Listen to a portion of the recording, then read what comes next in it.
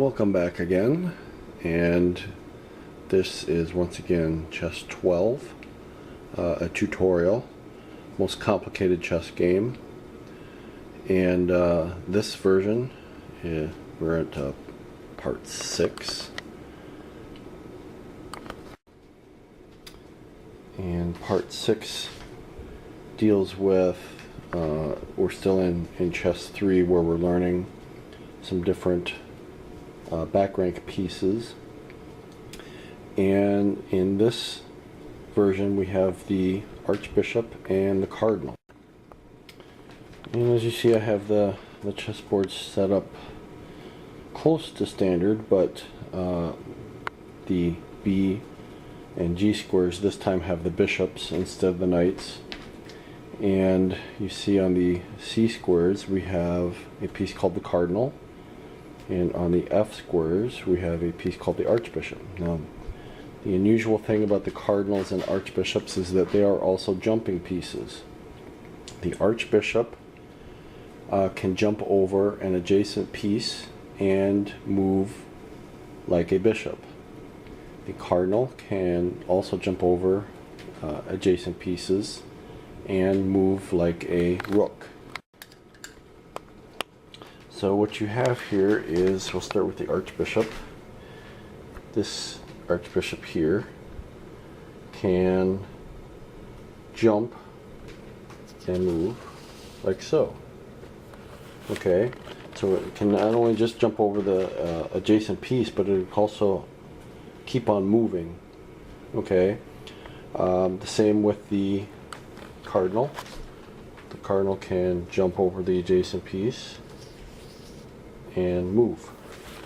Okay, so you have obviously a great deal more flexibility with these two pieces, the Cardinal and the Bishop, and as games are played and rules are developed, we can once again decide, is that type of movement too powerful? Because another idea that I had was to only give it either that jumping ability,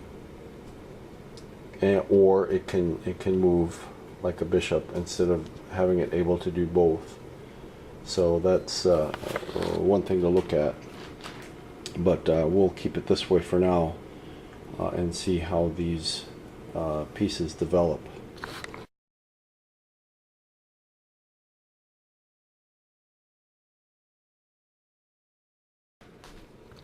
Now, one thing of note is that the only pieces they can jump over are adjacent pieces.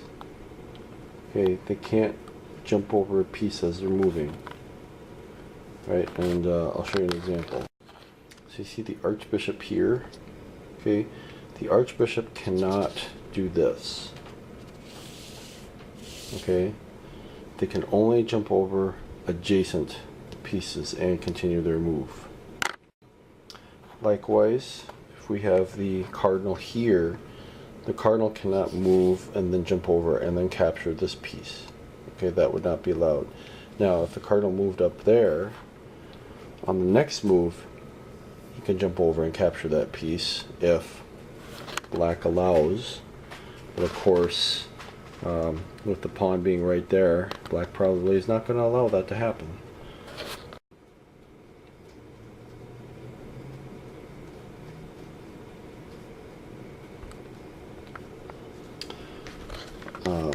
One thing to consider is if you like to play open or closed positions.